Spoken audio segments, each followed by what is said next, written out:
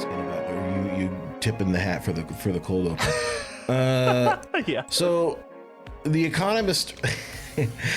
Let me rewind a little bit first of all, because I need some context, because I think that I've been completely and totally vindicated by The Economist. If you remember the last sort of like flare up of the Stancil chart wonk civil war. Oh my god, it's been an endless war. It's still raging, but it slowed down in recent years. Yeah, it flares up like IBS on Blue Sky every now and then, I think. But during that, I had made a stupid little play. I against my better judgment, got involved in the discourse, and I said that economics is just astrology for pedophiles. And most people agreed with me, but I got a lot of people that were upset about that. You know what I mean? That the, I guess, immortal science of charts and graphs, they didn't appreciate my commentary. But The Economist proved me right today with an op-ed about what they're calling the Big Mac index, and it says reveals a lot about currency beef. Haha, very funny. Do you know what a consumer goods index is? So first of all, the idea is the Big Mac index is like in a hamburger, there's like hundreds of ingredients that are sourced from all over the planet. Okay, you know, you've got it's like the scene in Silicon Valley where the guy buys the sesame seeds to like fund the startup or whatever, because it's like the cicada cycles and all that.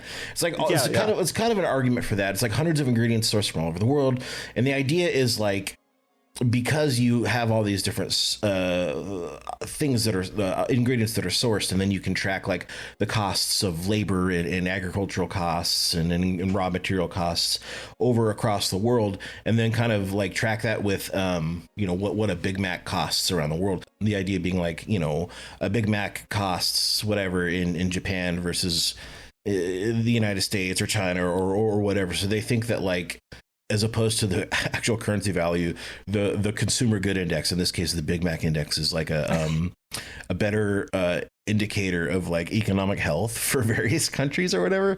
Right. You know, just the dumbest fucking thing that I've ever heard. And it's genuinely like the Americans literally imagine anything, a burger. Yes. Imagine a burger. It's that's that ideology or that idea completely vindicated. Burger-like politics for sure. Yeah. I don't know. And like I posted about this, and I said that anybody out there who's reading that who yelled at me before owes me an apology, because first of all, like, the consumer good index or the Big Mac index has a lot of problems with it. For example, like, two things come to mind for me, and again, as a sort of former economics pervert who did study in college, this is not a novel concept, a consumer index. The Big Mac, they're presenting this as a new idea, is just kind of, I think, outrage clickbait or something. But like, first of all, like, regional profits like are notoriously hard to track because that's not public information. But in theory, you could kind of estimate profits and put that up against like the consumer good cost or whatever. But the bigger thing about it, the why it's so fucking stupid and insidious, is like, it doesn't ever get into like consumer psychology or like purchasing semiotics of like why somebody purchases a Big Mac. Like, if you're in like a rural town in the Midwest or Appalachia or something like that, you're in a food desert or in a town with like 3 restaurants, you're purchasing McDonald's for a much different reason than if you're like in fucking Hong Kong or something like that. It's like a not necessarily a status symbol. In some consumer good indexes, it could be a status symbol purchase, but in any case, psychology of why it's being purchased is not possible to account for. So, you know, very dumb. And now we're doing burger-like politics, and I hate economics, and I hate charts, and I hate graphs, and I hate wonks. That's what I got. The Big Mac is far more important to the world than I think anyone has ever realized. It was pretty funny. Somebody responded to me, was like, I'm a European, can you explain this to me in like cigarettes and coffee? And I was like, actually, yes, I can.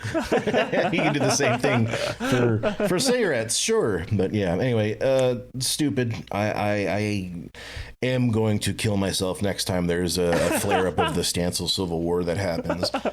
It did get brought up recently. I don't know if you saw like a week or so ago when House of Decline posted a new comic about sort of like it's chart for dinner. The punchline was just like, oh yeah, it's chart for dinner. Yeah. And then the Stancilverse got pissed at her and her comic, which I thought it was one of the best punchlines in a comic. I thought it was great. It's very silly. But that flared up recently, so it's been on my mind again recently. Yeah. The eternal struggle. The chart struggle. God damn. Well, I guess that's as good a place as any to start the show. Welcome back to Kill the Computer. My name is Caleb. As every week, I am joined by my co-host and Big Mac's I keep saying Big Mac's Big Mac Consumer Index connoisseur. June, how are you doing? I'm doing great. So I'm in the middle of a move. I think I've mentioned it briefly on this show, but it's one of those things that, like, you know, the idea of moving is like, okay, yeah, no, I'll get done with that in like a weekend, and then I'll just like be unpacking, and it'll maybe take a week. But it's become a much larger process, and made an IKEA trip earlier today. Yeah. You know, all of this sort of thing. So I've been fucking busy as fuck with that, but it's been very nice. A much better place. I explained this very briefly on Ill Conceived, so I don't want to just retread it, but I can now talk about this. Basically, I had a big hole in my apartment, in my last apartment, and I didn't talk about it because I didn't want to get doxxed, but basically this hole kept getting larger and larger and larger for like the course of a year, and you know, it's just like, I'm glad to be done with the expanding hole apartment, but no, it very fun, like very in fun your stuff. Actual apartment, or like in the okay, so I'll expand a little bit for you because I don't think I've explained this to you. Basically, in the mudroom there was water damage right like the week we moved in. We signed for the place, it wasn't there before we signed. We moved in, there was water damage. It was a really rainy year, and there was just like a hole. It was like collapsing in on itself in the mudroom underground, because we're underground. It was like a basement apartment. Oh god. And it just got worse and worse and worse, and the hole over the course of a year and a half ish just kept getting bigger. Pieces of the wall just kept falling off, and it like exposed the rock behind the wall. It was insane. And I've like, imagine like an expanding hole in your like apartment being a part of your life for a year and a half, and you don't want to talk about it. Dude, how did you not even tell me? I'm offended. I could have moved to Chicago and lived in the hole. By the point it did get fixed, they eventually did get to it, even though we were asking the landlord for over a year. It was big enough for you to put like stuff in it, put treats and like little like things, like a burger in it. Maybe you could fit in it. You could go in there. It was fucking crazy. I have literal a photo free of it. Real estate, and you fucking blew it, June. I know. It was really funny because when they fixed it, they made a new room. They added a new room to our basement. So it's like, I got home from work one day and there was a door there. I was like, that's where we keep the hole. We have a door now. That's so I didn't know awesome. We got one of those. Yeah, it was the weirdest situation ever. Sorry, not to talk too much about a story I already kind of said on another podcast. But, different audiences, a lot of you people haven't heard about the expanding hole, the large hole problem that I've been dealing with. But, glad to be done with that in a new place. Much better. So much better. Have you heard of one of the sort of more famous conspiracy theories from back in like the Coast to Coast era was Mel's Hole, the secret unending hole? Is this like Silent Hill 4? No, okay. I mean, no. Yes and no. Like people, when we start thinking of a magical hole, people start drawing conclusions. But it's just like this guy called into Coast to Coast back in the 90s in Mel, and he said in Central Washington around Ellensburg, he found a hole that was so deep he like tried to measure it with like thousands of feet of rope or whatever, and then it like set everybody off on this magical quest to find Mel's Hole. And it's like, this is the dumbest thing. It's like one of these dumb Washington State lore things, or just conspiracy. I know I Marcos, if you're listening to this, I know you're probably like clenching your jaw screaming about Mel's Hole. It's one of the most like conspiracy guy, one of the funniest ones of all time. I like to imagine we could have had June's Hole if you had just been patient and signed your lease again. Yeah, if they fixed it near the end of the lease, but if I didn't ask, if we weren't persistent and got that fixed, maybe then we could have had June's Hole. The ever expanding June's hole is what we're talking about. Yeah. Okay, we're talking about the news. Anything going on lately? Anything fun? Lots of AI shit. Yeah, I mean, I think like just recently, you know, there's a lot of things, but you know, reading some of the articles that you sent to me this week, I'm like, there's been a lot of like AI shit happening. We didn't recently. even scratch the surface. There's been a lot of stuff going on last week. It seems like you know, sometimes when we do these news episodes, specifically, you know, catch-all news, there's like, it's kind of a stretch to find stuff that fits the show, but this time we could have done 30 or 40 articles easy. So absolutely. Yeah. I think the one that like I saw, and I saw this like I think a couple of days ago, it made me lose my fucking mind that this was even allowed, was the one where Google allowed people to AI generate. Do you want to start with that one? Yeah, let's please. Okay. It was like generating fake, of course, AI generated images using Google Earth. Fucking crazy. It barely lasted what, like an hour or two. Yeah, I mean, it made it like a day. I'll read it's pretty short. This is from Futurism. Although lots of places, this is just an aggregate of reporting, but we're reading a truncated version of a Futurism article. As always, when we do these episodes, everything that we talk about will be in the show episode description. So feel free to check there or on our Discord, and I'll post that stuff there too. So anyway, Google Earth is the de facto record of our entire planet. But today, the company undermined its own credibility with a dangerous new AI feature and then quickly pulled it down after people started using it to generate blatant misinformation. On Thursday, Google announced that it had added an image generation tool straight into the web browser version of the app, allowing anybody to fabricate made-up satellite images anywhere in the world. Before we go any further with this... How did they not think this was going to happen? Yeah. How did they not?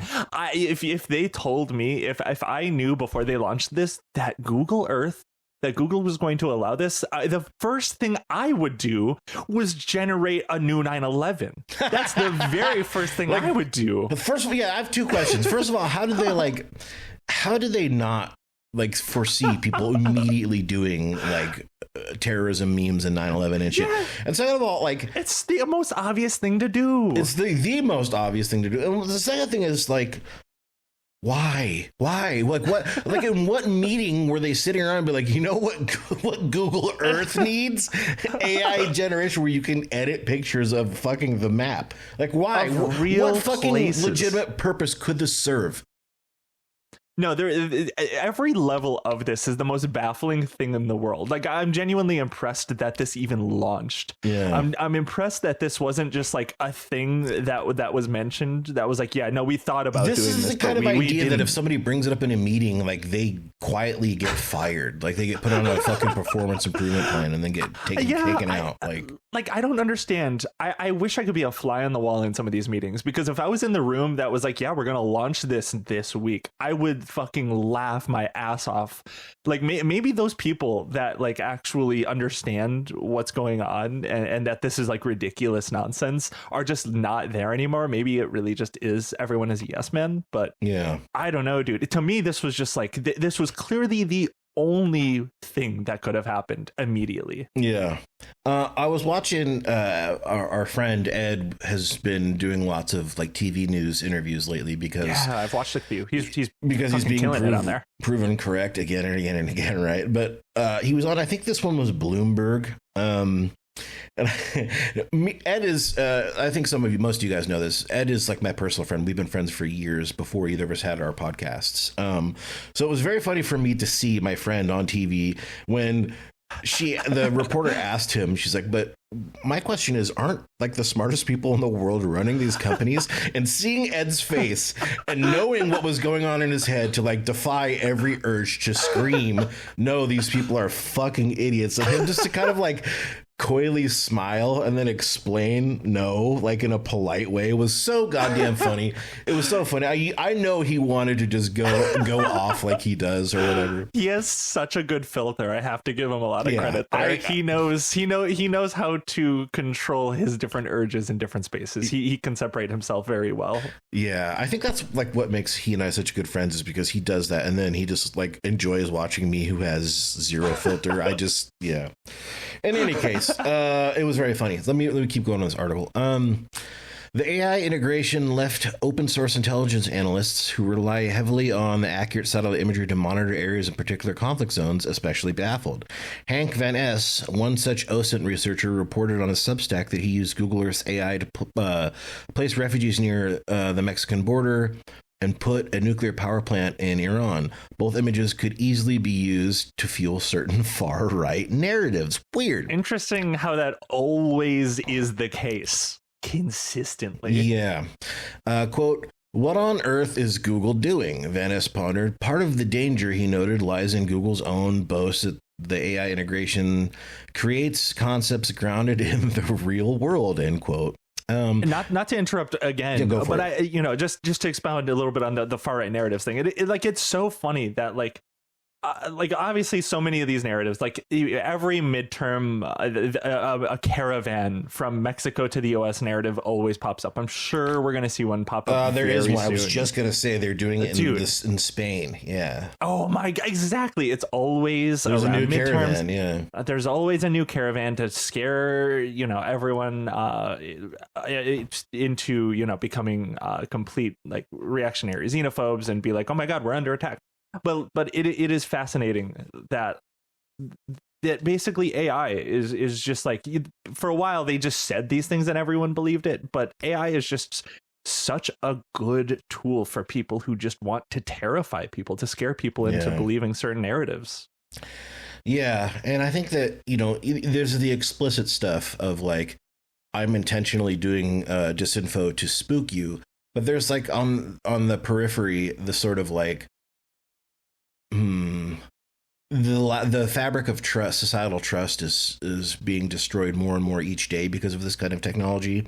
So you have that just kind of, I think, adds to the climate of fear and uncertainty. So when you see these horrifying images, it's like, I wouldn't even say it's less effective. It's just like a different aspect of like fear and uncertainty, and it, I think, kind of helps. You know what I mean? Because people fall for it too.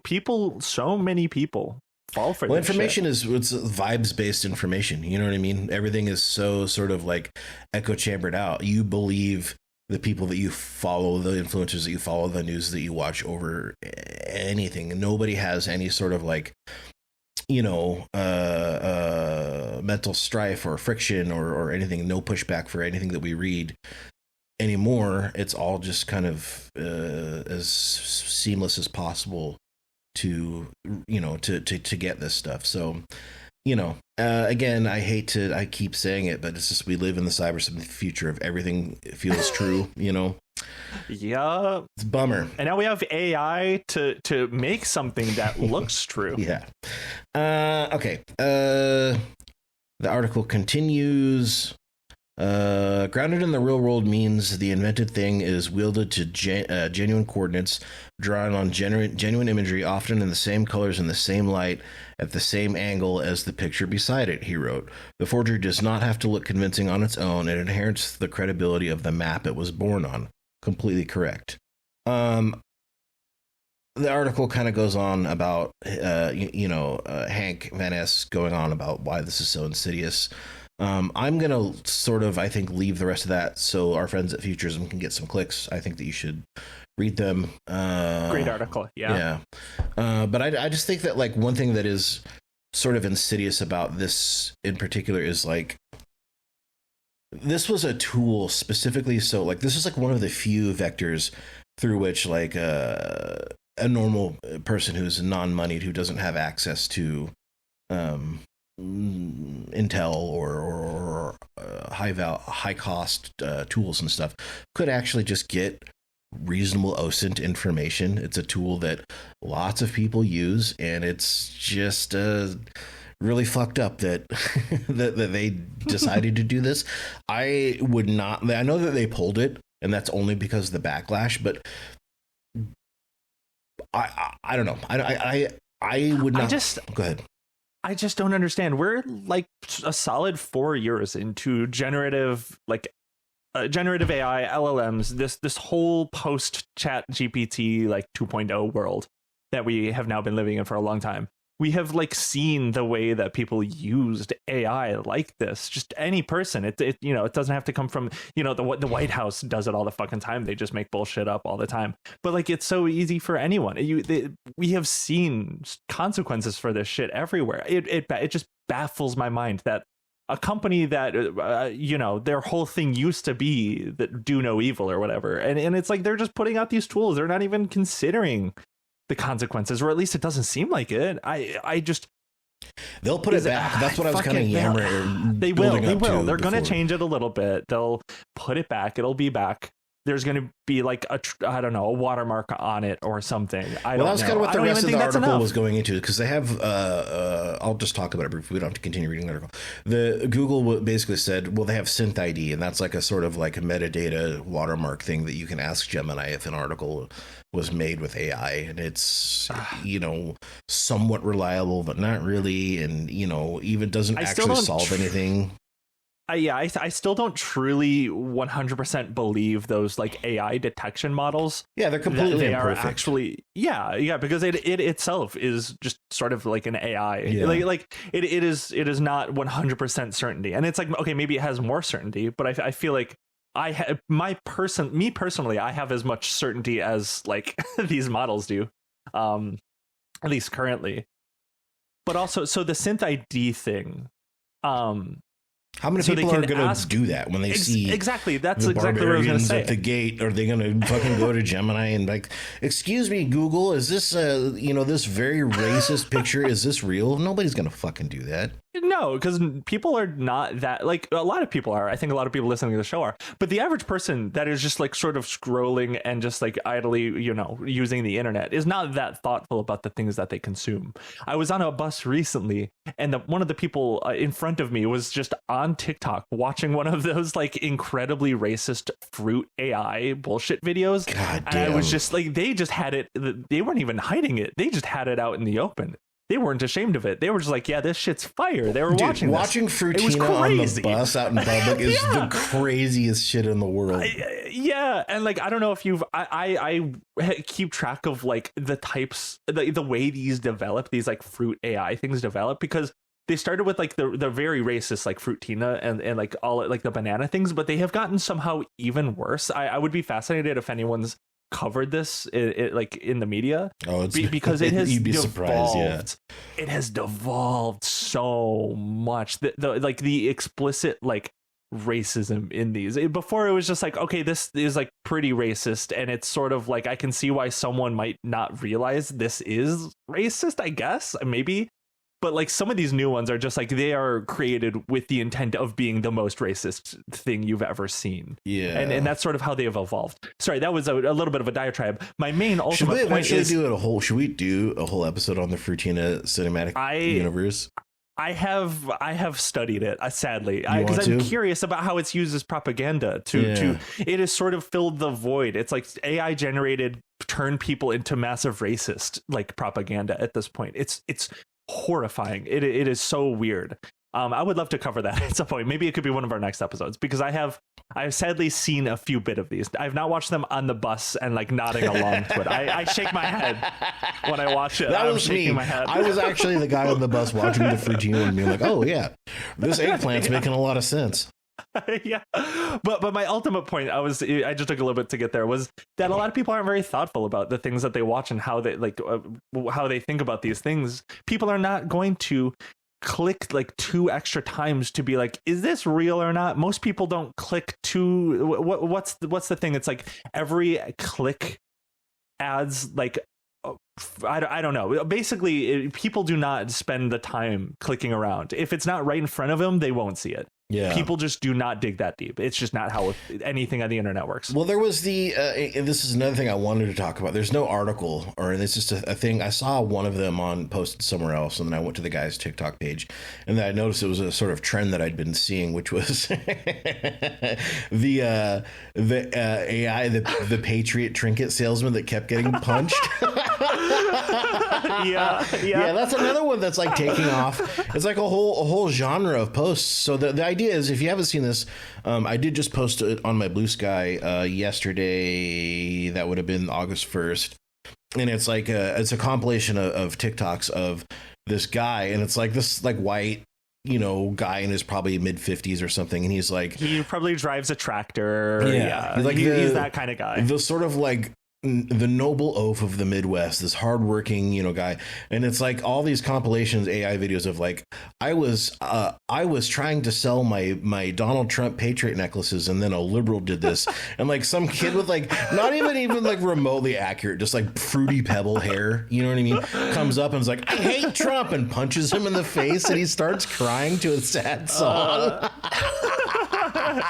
But it works. It works. People were falling for it. Shit. And there's a lot of accounts that are doing that exact thing. It's like, I don't know. It's like, it's funny, you know, and I was laughing, especially, by the way, the last one where it was another old guy that hit him and there was the Goo Goo Dolls Iris song came on. That fucking killed me. But like, people are like, if, you know, that one specifically, I think people sort of like caught on to it pretty quickly. But, you know, I'll say this, and I'm not going to name names. I posted that on, when I posted it on Blue Sky, I saw a couple people reply to it as if it was real and then delete their comments. And I was like, guys, guys, what are we doing? There was two. There was like people that were like, you know, yelling at me for posting it or whatever, like I was making a joke of a serious thing. And it's like, oh. And then there was the people that were like, that guy's awesome. for punching the Patriot or something. It's like, you guys, it's just very embarrassing. So, yeah, you know, no, it's, and like right wingers love this shit. They don't even care. Like they might even know it's fake. And they're like, I gotta buy this.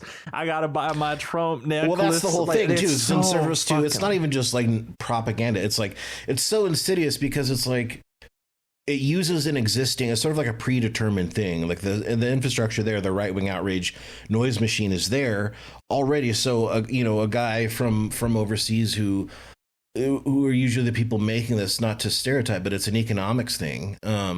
They'll get like a Temu shop of these necklaces, and they'll make a couple bucks, and they'll generate all these AI videos and stuff like that because they can actually make a living doing it. Same thing as like the misinformation on X or whatever.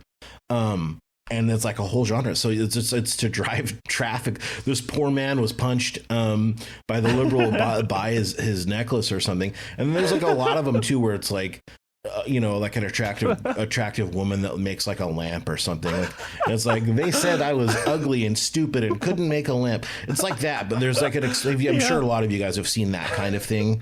It's like that, but they're doing specifically like Trump supporters being assaulted. And it's like a whole genre of like e-commerce shop now. Victimization complex to the fucking maximum. Yeah. It's so awesome. My favorite, I saw someone post a screenshot being like, I saw my uncle flirting with a fake AI woman. And it was like one of those things where it's like, it was like one of these women, like, I don't know, being attacked or whatever it was. And it's just like, hello, beautiful. Hello, beautiful. I will protect you. It's like people either fall for it knowingly and they're like, I gotta support them, or they fall for it. I think a lot of the cases is just people, Gen Xers, the lead poison generation, will just fall for it, you know? I wish I'd never stopped using drugs, because I would like my brain to be that fucking cracked so I could be the pervert uncle being like, hello, beautiful. Is this man bothering you? Is that rainbow hair libbed bothering you? Yeah. No, it must be a very peaceful existence, at least internally speaking. Oh god. Anyway, okay. What article would you like to do next, June? We've got a bunch to get through. Oh, we got a bunch. Because we've talked about this before, I really want to talk about the fucking wildfire one. Let's end with that one, because okay, yeah. That's going to be a tone shift. I don't know if you guys know this, but basically the entire Pacific Northwest is on fire right now. Multiple family members of mine let's just talk about it now. Multiple family members of mine right now are either under evacuation or have had to flee their houses. Dear God. It's horrible. I think a lot of people aren't noticing it because the wind right now is blowing east, so it's not hitting it's going like northeast into less inhabited places. So the smoke is the thing that makes people notice that this is even happening. So the skies where I'm at right now aren't smoky. And in fact, today it's been raining, which is good. Although I don't think that rain is going to hit over into the mountains in the southeast where most of these fires are at, which is, I don't know, I'd have to see, but it's really bad. So yeah. Do you want to read that one, June? Sure, yeah. But before we start, I just want to say that, for the first time in my life, actually, this like 2 weeks ago, 3 weeks ago, maybe, the first time I ever experienced any consequences of the wildfires that happened in Canada, where it was just like the AQI, the air quality, was just. The weather app couldn't even properly display it. It was so high. It was way above any metric that anyone could see. If you were outside for any amount of time in the Midwest that week or those like 3 days, it was, I mean, I think it was the first time many people in the Midwest had ever experienced anything like that, me included. So I like for me that was like this is like way worse than I even already imamed it being for so many people that have been affected by this before. Do you remember when I got so paranoid when we did our live show and I came to Chicago and it was smoke? I was like, like when I didn't want to go to lunch. Now do you understand why I was being so weird about it?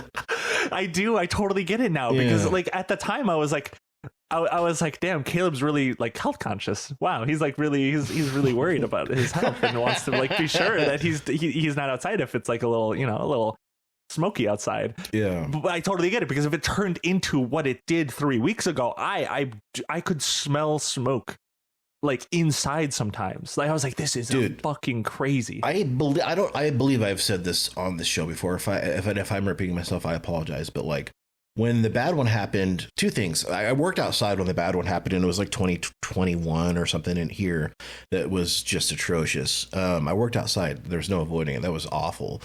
And shit. I mean, I was fucked up after it cleared up, even for quite a while. Just didn't feel good, you know. Yeah. But like, even in the person I was seeing at the time, even in her apartment, she didn't have like a window unit or anything, but she left the door open because it was hot. It was summer, you know, and it killed both of her birds. The air quality. Oh. Think about that. God, literally, dude. like the canary in the coal mine thing. You know what I mean? Oh, yeah, dude. And do you remember when David Lynch died too? I believe this at the time, but he was already on what is it called? He had from smoking. The thing where he had to be on an oxygen tank. Yeah. He because he had like some. I wish I remember the name for it, but he was on an oxygen tank because he smoked so much his lungs were sort of he needed assistance to breathe. COPD, and, I think. COPD, exactly, that's what it is. And he died like a couple of days after or during those wildfires with the smoke, and a lot of people were like, it was the fucking smoke that got him. And I was like, you know, especially now, probably like we might still have him if these fucking wildfires. I think there were going to be some sobering and shocking studies about the health effects of this in the coming years. We just don't know yet. You know what I mean? Totally agree. So be genuinely, take it from me, who was the very first time experiencing this, be careful. Be careful outside. I saw, not to keep harping on this, but I was at the office, the Onion office that day. Went in before it got really bad. It got horrible while I was there, and there were people doing construction outside, and I was just in disbelief. Yeah, I felt so fucking that was me, bad. Dude. Literally. So I remember, I remember exactly where I was. I remember because how bad it was, but also because my fucking boss at the time was a dumbass and forgot to rent a crane. So me and a couple of other guys were literally carrying. We set two ladders up and we were carrying roof trusses manually up ladders when it was that smoky out. Me and the other guy, because we were so behind on the project and we couldn't go home. And it was like none of us like we would have gotten fired if we're not working today. You know, we're not union. We're just residential, like, you know, low man on the totem pole, so to speak. You know, it was terrible, and I was fucked up really bad, and I it felt awful. Anyway, sorry, didn't need to complain. So bad. But a lot of people in the coming years are going to continue to fearmonger, blame like Canada. It's like, oh, Canada's attacking us chemically with the fires. Like, you know, there's going to be a lot of that, but also there's going to be a lot of people trying to fucking gamble on wildfires and get you to gamble on wildfires, which is this CNN article that we're going to be talking about. Yeah, hit it. Cool. So the article is titled "Wildfire Betting Now on Prediction Market Apps." Yay! Yippee! Yay! Just what I've been waiting for. So when the Eaton fire swept through the LA neighborhood of Altadena last year, it claimed 19 lives and incinerated thousands of buildings, one of which was the home of Caitlin Trudeau's grandfather. His house burned to the ground. He lost everything. But while he grappled with trauma, others saw dollar signs in the disaster. In January 2025, as the LA wildfires raged, people placed bets on Polymarket, one of the leading prediction market platforms. They waged money on how many acres the fires would consume, which locations the flames would reach, and when they would be contained. I remember us talking about this at the time. I don't know if we talked about it like being a thing that we saw already, or I think we probably predicted that this would just happen on prediction markets. Yeah. I remember being so like, it was so bleak that I had seen that. Like, yeah, I think we joked about it during the Palisade fires. Yeah. And it's like, here we are. It's just gotten so much worse in like almost 2 years. Grim. Continues. It was pretty dystopian, said Trudeau, a California-based climate scientist who works at the nonprofit Climate Central. It's not just easy to start a fire. Now there's potentially a financial incentive. She told CNN this week as she traveled to Altadena to see her grandfather's house for the first time since it burned down. Polymarket is part of a booming multi-billion-dollar industry, which allows people to bet on the outcome of almost any future event, from the results of football games and elections to the number of social media posts Elon Musk makes. Some prediction markets also allow people to bet on wildfires, as well as other climate change-fueled extreme weather events, an issue previously reported by High County News. Experts are sounding the alarms. They fear it risks incentivizing arson and, more generally, that it will distance people from the suffering fires bring. I worry that it encourages people to think about these events like they are video games, not real-world disasters, Trudeau says. I mean, that's sort of been my like personal concern this whole time, is it sort of just continues to alienate everyone away from each other. We already live in like a very isolated, alienated society under, you know, like capitalism and all these other different parts of the world we live in.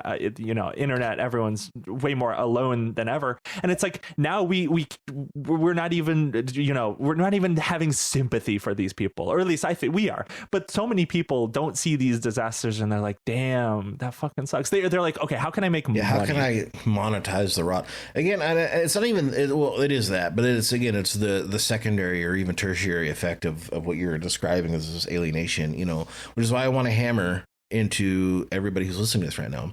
Multiple people that I love, multiple people that I care about right now are not in their homes and are waiting to find out if their homes are going to burn down. Like we don't know. I haven't actually gotten an update on that yet.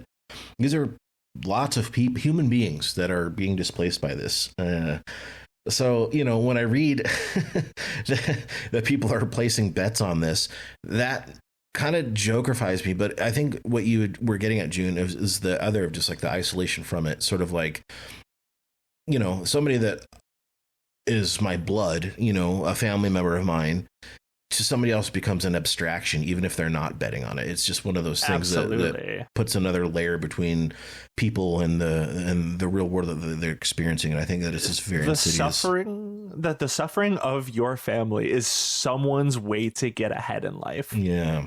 I think just like I don't think even at my most nihilistic, like 10 years ago, I could have imagined like something like this, yeah. You know, like I genuinely don't think cartoonishly evil.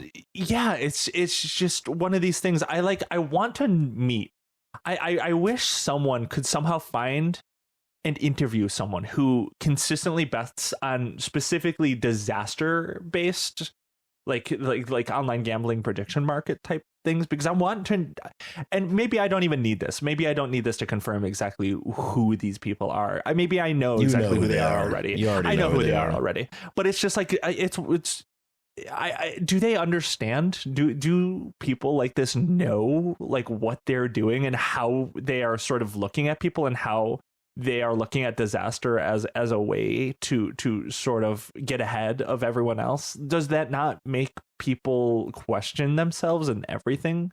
Are people that desperate that they don't care? I consistently try to figure out exactly what it is. I think it's sort of a mixture of everything, and maybe it's not even an individual like problem, because it's, you know, it's a systematic problem. Yeah. And I don't, it's just so bleak, dude. It's how do you even address this other than just ban Polymarket and Kalshi generally, but just the idea of prediction market gambling on disasters more. I just don't think that you should be able to use the acutely. computer to gamble at all on anything, period. You know what I Totally mean? agree. You know, I like to gamble. I've gone to Vegas. I've gone to casinos. I like to get a little side action going on. One of my favorite things is me and a couple of friends, we occasionally go to some we have a friend that does like a very unique, it's not necessarily trivia, it's like trivia plus, where there's like games of feats also involved, and something that we'll do whenever we go to one of these is bet on the right answer also. So we have like a little side action going on. You really like are, dude. You're in deep. You got side action going on at Trivia June. I have an 800 really number fun. for you.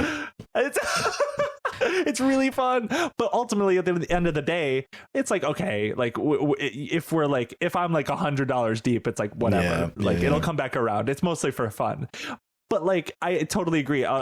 This is a long way of me saying that I think in-person gambling is a lot more, I think it makes a lot more sense than just in the access of your back pocket or your pocket, where you can just accidentally download 1,000 crystals and you know, spend that in castle, whatever, Clash of Clans. It's like too accessible. The proximity to access is part of the problem. I agree. Like, say what you will, but like, you know, go here in where I live, Washington State, you can gamble in a couple different ways. Can't gamble online, and they actually have were, I believe, the first state to have banned prediction markets. I saw that. Yeah, I believe that's gonna it is or will be soon duked out in court. We'll see. But you can gamble here in a couple ways. There's like in-person betting that you can do. They're called pull tabs. So it's like paper slots, kind of. You can go to a bar that has to have them, and they're very heavily regulated. And then there's like, you know, we have actual casinos and stuff like that where you can bet not just on games of chance, but like sports betting and stuff like that. But you can't call it in. You actually have to go somewhere. And I think that distinction matters. Genuinely, I totally agree. Yeah, it's a meaningful difference for sure. And of course, gambling physically in a location still leads people down a dark path. It can still really it's an addiction still. Totally. Like gambling can still get people really messed up. At the end of the day, though, I think there is an argument of just like, we do have to let people make their own choices to some degree. We should have like barriers and make it harder so they don't, you know, it's not easy to fuck their lives up or something. But yeah, totally. I mean, we've seen like study after study show gambling addiction and like people going into incredible amounts of debt due to like DraftKings, I think was one of the first things, because sports gambling in particular is really popular with men, and it's really gone crazy. Like the thing I read an article talking about how support groups are getting younger and younger and younger, and all due to people, teenagers doing online, teenagers even, and like all online gambling, which is super new, and it's becoming a problem. It's somewhere between 1.25, and I don't remember the stats of like men under 40 or something like that have like problematic relationships with online betting. It's a little outdated. It's maybe 1.5 years old. But if you would like to, Arif, Hassan, and I went on Ed's Better Offline and did an episode specifically on sports betting, because the details of which will shock you. Like, they have like specific connoisseurs, like, or I don't know what the word is, like a not connoisseur. What's the word? The concierge, excuse me, where somebody, like, if you bet over a certain amount, like they'll be your buddy, and like, oh man, you know, you're such a special guy. Yeah, like they literally like they're like a customer service rep for like just some normal guy who like has mortgaged his house to bet on the Eagles or something like that. You know what I mean? And then like if they get behind or they stop playing, they'll comp them credits, just like Vegas, but it's like on your phone. You know what I mean? It's just it's really fucking weird. I think ultimately a lot of things are about proximity to access in all sorts of different capacity. Like how I think streaming, how fast it happened though. Like what I was saying, like 1.5 years ago really shouldn't be like that. Not even 1.5 years ago, a little over a year shouldn't really be that big of a deal for something like this. But like from then to now, how many like most specifically young men are doing this? It's just it's wild. You know, No, there is a lot of I'm hoping that you said it was in Washington, the case that might get knocked down. I hope something good comes of that, but we'll see. Because we really need some backstop to these fucking companies.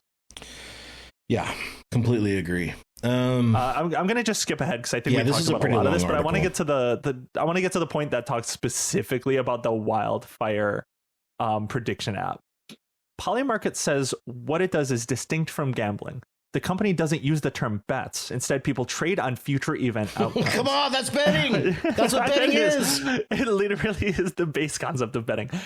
And users compete against each other, not against the house, which that's still like gambling. Like that I don't know. It's still gambling. It still really is. I still I've been trying since I even heard of prediction markets a couple years ago, of to figure out how it could have ever been different enough, legally distinct enough to have ever been legal in a different way than gambling. And I still don't quite understand it. You know what I mean? The difference is it makes even more money for tech companies. Yeah. That's the main difference. Well, prediction markets technically have been, I mean, they weren't on phones or anything like that, but they've been around since the 80s or 90s or something like that. So I just don't know.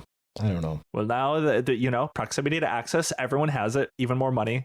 Great way to money launder.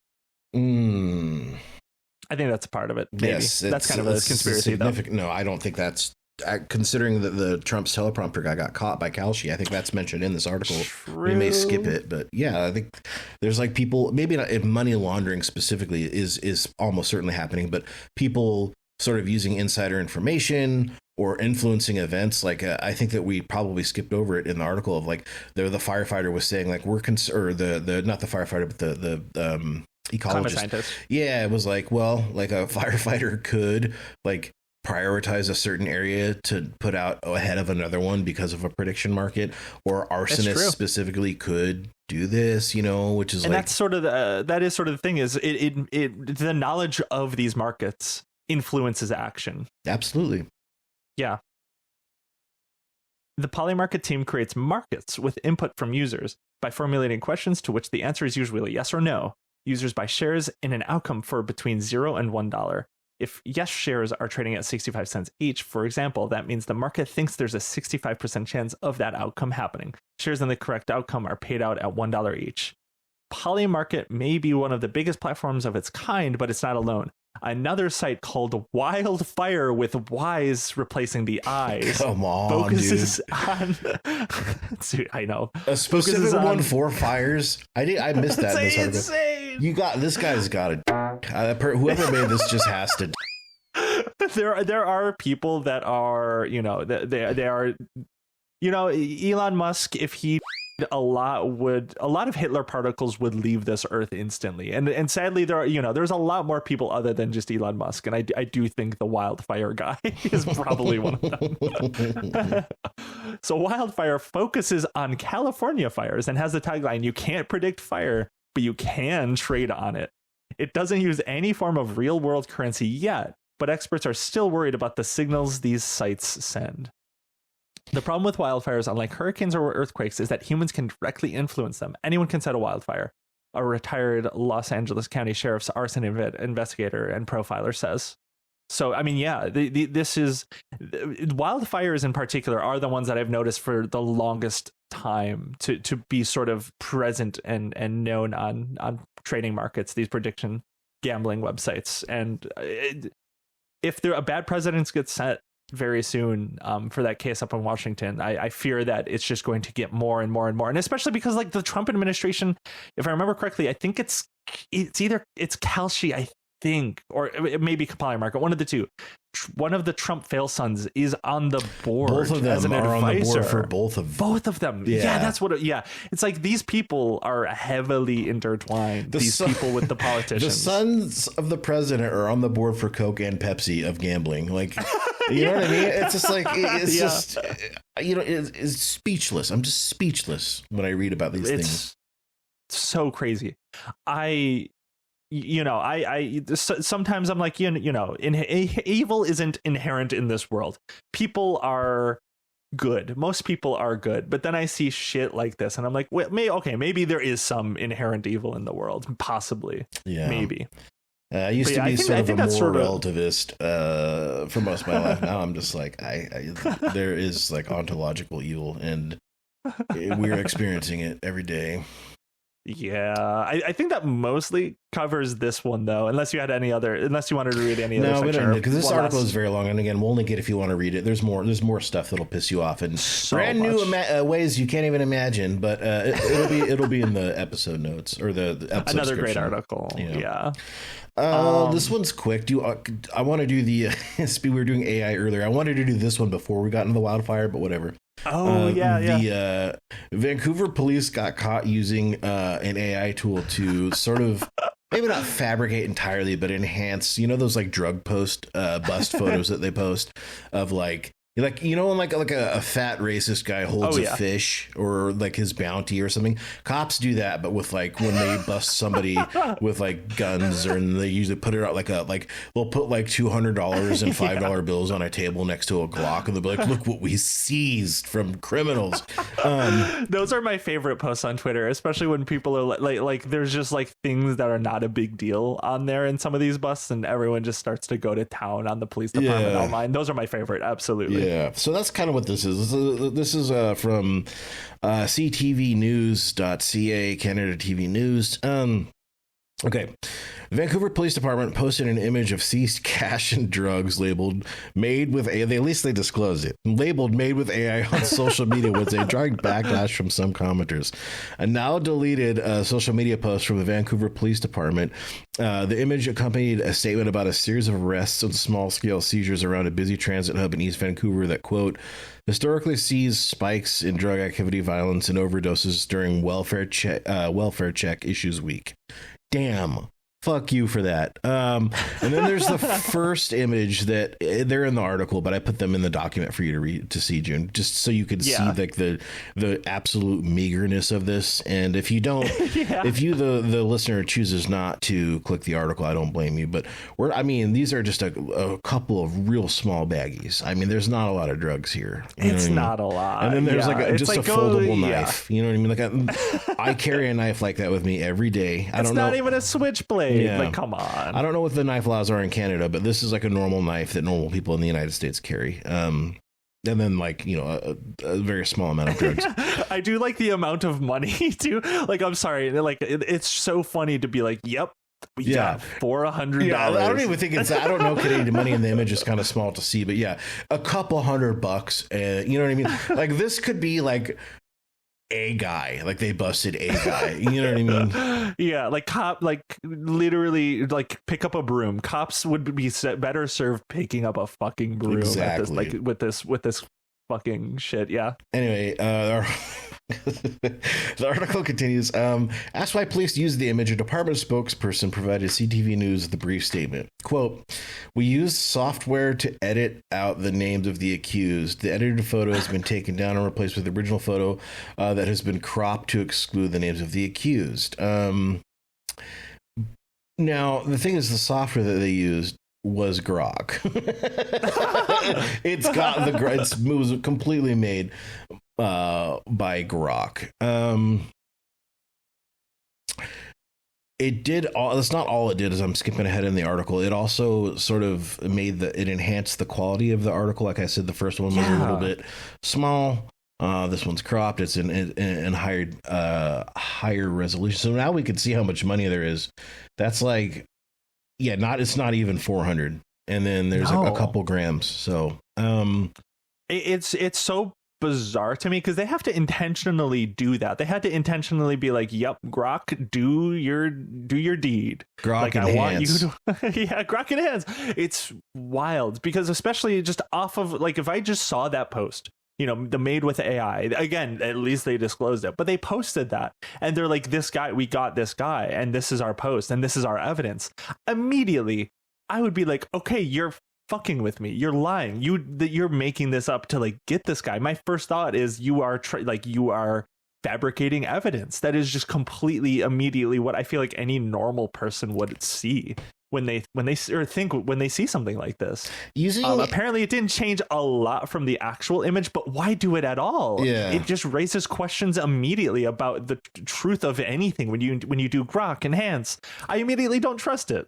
I don't know how to be clear, I barely know how the U.S. legal system works, let alone the Canadian one. But like here, you're guilty beyond reasonable doubt. If the police publicly post your bust with an AI edited photo, I think you've got a reasonable doubt right there. Like, it's just very stupid of the cops to do this, to be clear. Yeah. So, I mean, cops being stupid, I shouldn't be too surprised, I guess. That happening. Yeah.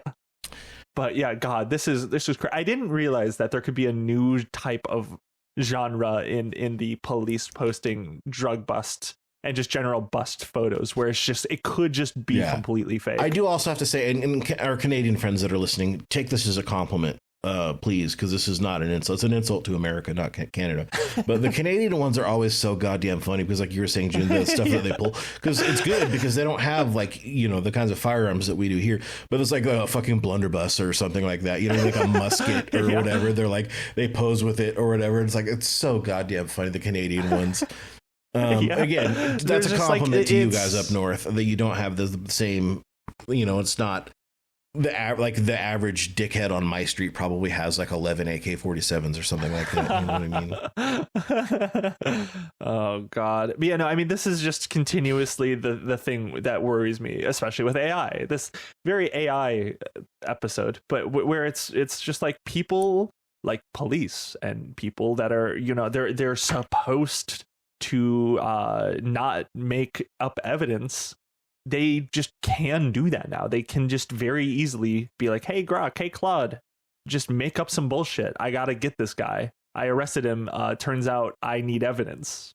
And I just cannot imagine how bad this is going to get, especially with what the first article that we talked about, where people were able to just fabricate like a caravan of illegal migrants entering a city, and it's just the way you can just fabricate any narrative about anyone and about anywhere is just so many people in charge don't seem as worried about the implications of a lot of this technology as I think they should be.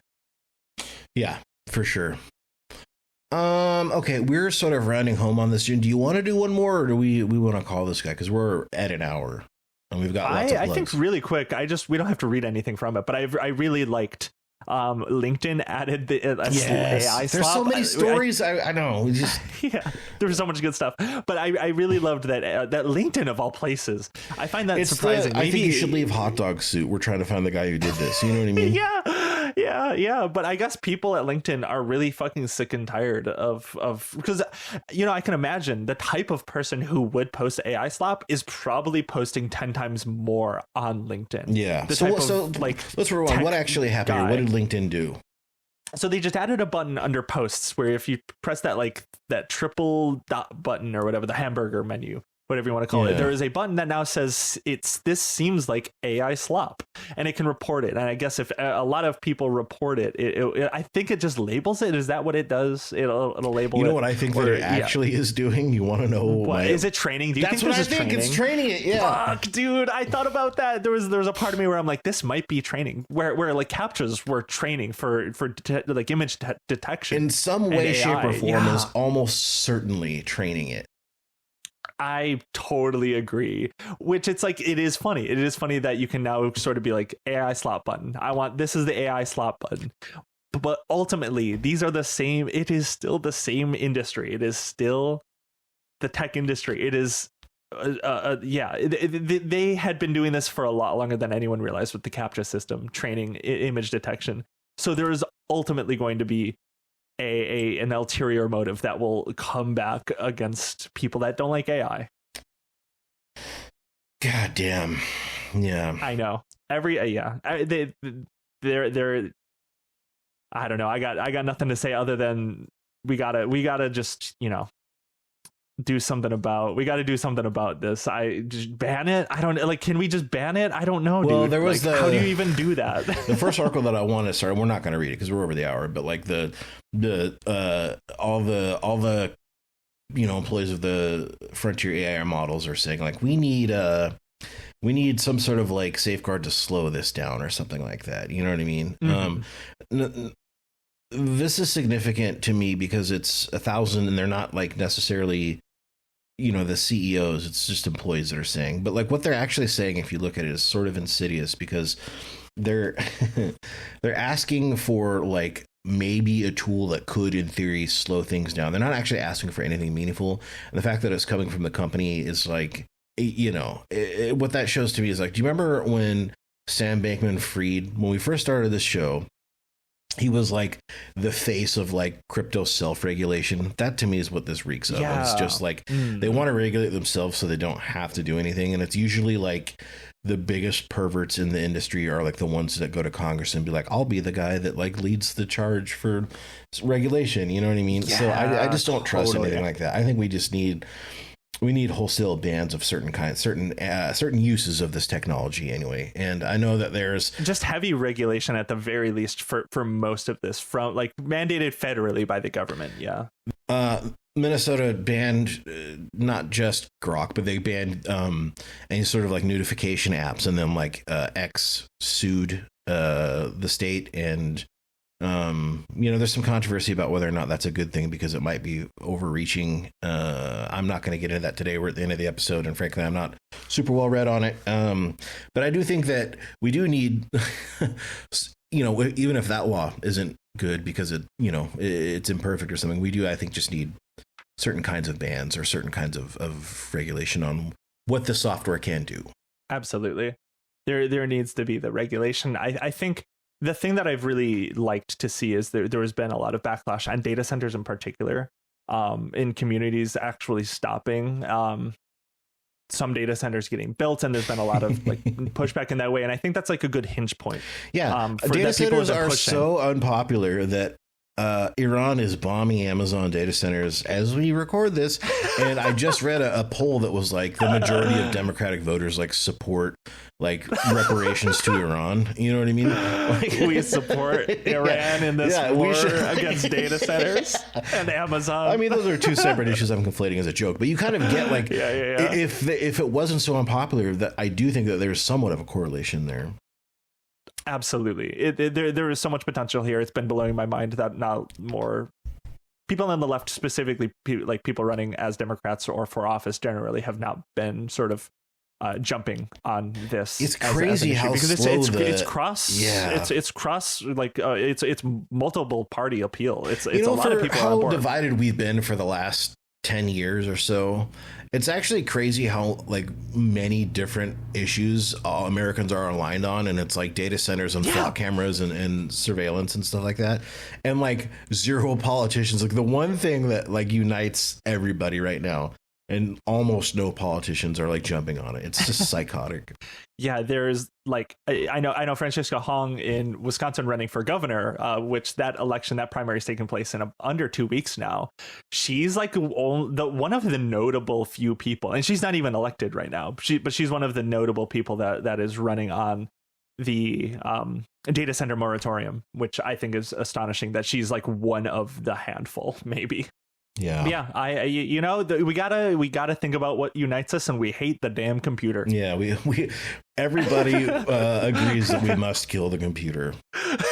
Yeah, absolutely. So if you're listening to this and you want to help support killing the computer, you can support us at patreon.com/kill the computer. There we have a bunch of extra content. June and I do once a month, sort of like follow-ups and Q&As, just a little bonus episode there. You get an extra episode once per week. You get our all this for $10 show with MOYP, extra stuff with our friend Madison. We're covering Lost right now. It is a little behind, but we're going to get that up this month, or probably 2 of them this month to make up for it. The Endless July and My Move have roundly ended now. So we're back in the swing of things. Month. It wasn't, June, you're being nice. Like, it wasn't just your move. I had a lot of personal things going on. I lost a couple people, more than one, this month. Yeah. And just, it's been difficult, and I've been busy, and I work multiple jobs and stuff like that. And June has also been moving. So thank you guys so much for sticking with us while we were a little bit behind in July, but we're back into the swing of things. I do have a couple of extra plugs though as well. Oh, go for it. Yeah. Two things. We are doing the Halloween short story competition. That one is pretty easy. All you got to do is write a scary story of, I think the minimum word count is like 500. It's very small. Just try and spook us. And we're going to have like judges and stuff too. We always do. So if you want to write, if you want to judge, hop on over to our Discord or our subreddit. That's discord.gg/killthecomputer or r/killthecomputer for information on how to join, how to submit, how to participate. 3 people are going to be, whether you judge or whether you write, you are entered in to win a couple bucks. It's not super serious. The cash prizes are just for everybody who participates, although we will have winners, and we publish all of them into a little ebook every year. It's a lot of fun. So if you want to do that, head over there. And also the same places you can find the other thing that we're doing that's a lot more ambitious and novel. We've never done one of these before, but we're doing the Kill the Computer Game Jam.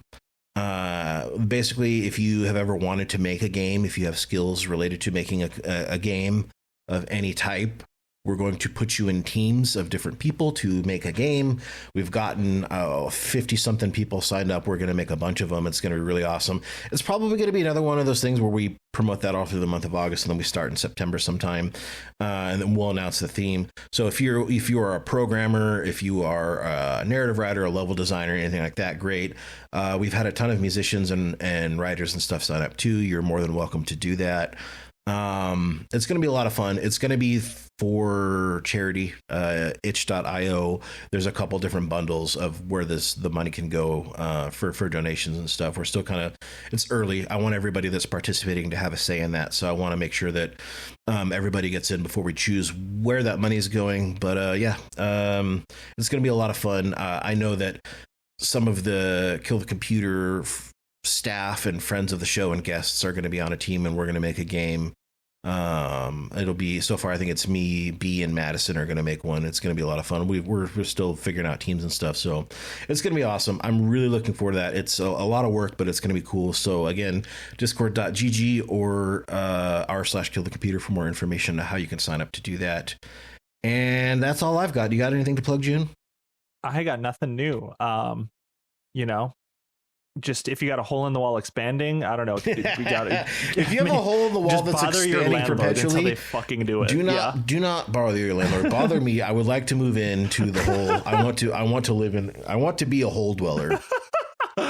Well, next time I'm sure a new hole will pop up. Do you remember it was all the way back in like 2023? We had Miles and we had House to Decline on when we did the whole episode.